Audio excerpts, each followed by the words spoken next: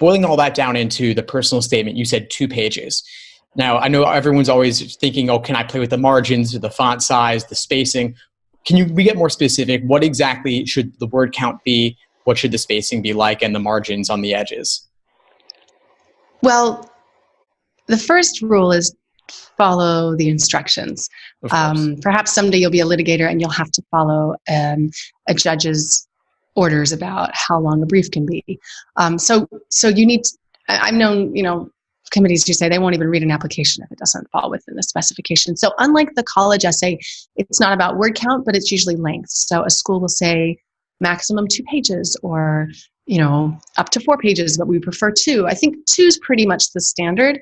And some schools will allow longer, but I caution that because, this has been attributed to lots of people, right? But I sat down to write you a short letter, but I didn't have time, so I wrote you a long letter. You should be able to, ruthlessly edit your statement into something very strong and have it be within 2 pages. Can you wiggle with margins and font size a bit? I suppose.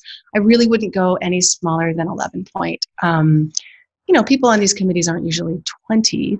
I've heard that it can be hard to see things that are too small. So, be reasonable. I wouldn't tinker too much with margins or font size. And by the way, if everyone is in a pretty standard format and yours isn't, it does definitely stand out. Yeah, that's the next thing I was thinking, is that if someone's looking at hundreds of these in a day and suddenly there's one that's way too small or hard to read, you're going to know something's up. Yeah, they're going to know. So, be cautious with that.